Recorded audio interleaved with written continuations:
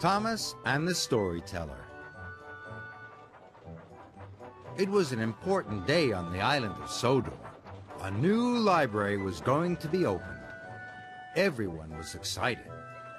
There was going to be a ceremony with a brass band, a red carpet, and boxes of books.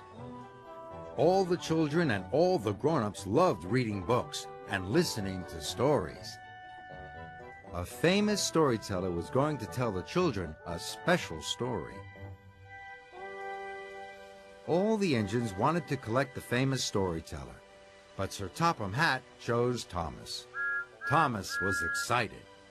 "You must show the famous storyteller the special sights of Sodor," he boomed. "Then she can make up a special story for the children. Make sure she arrives at the grand opening on time." "Yes, sir," tooted Thomas excitedly.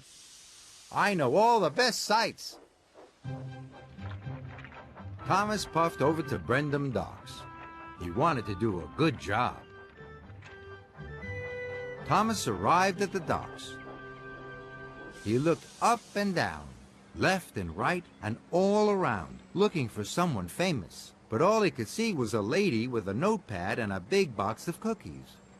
"Are you the famous storyteller?" Thomas asked. "I like to think so," said the lady. "You must be Thomas the Tank Engine. Will you please show me the sights of Sodor?" "Of course," tooted Thomas happily. So the famous storyteller hopped on Thomas's footplate, and Thomas puffed away.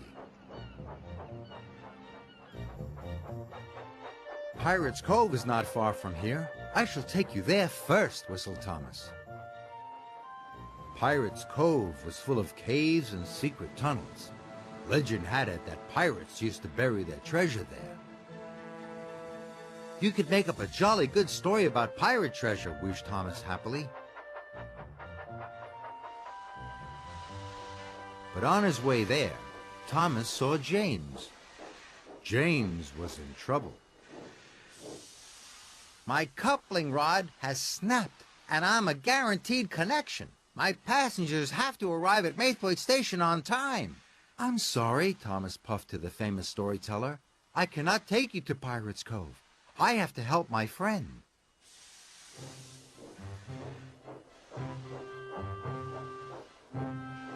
So Thomas buffered up to James and his passenger train and chuffed away. "Thank you, Thomas," cried James.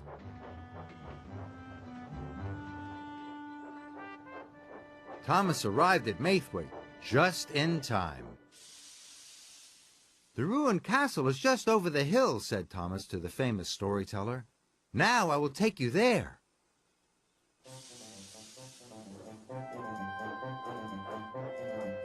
Thomas puffed as fast as he could. The ruined castle had tall turrets and a great big door. The old kings and queens of Sodor used to live there.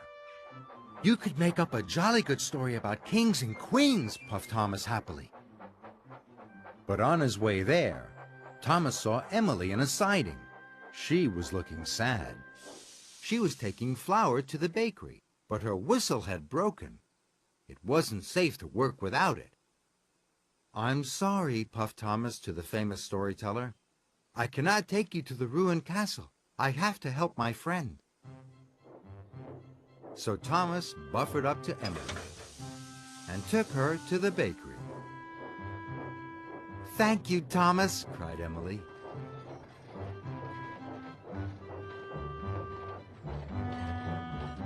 Thomas arrived at the bakery just in time. Emily was pleased, and Thomas puffed away.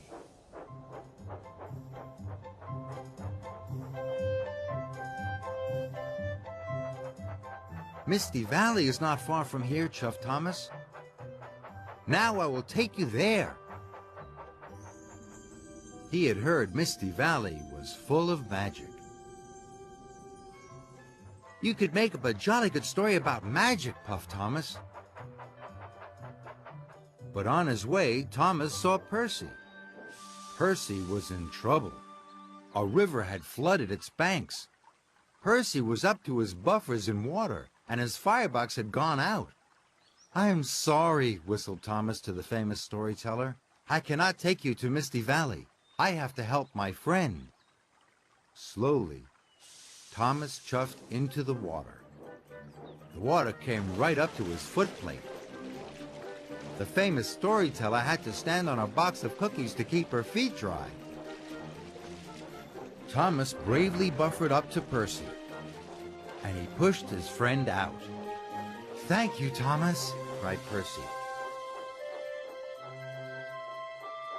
By now, it was time to go to the grand opening, and Thomas was late. "Cinders and ashes," wheezed Thomas. "I haven't had time to show any sights at all."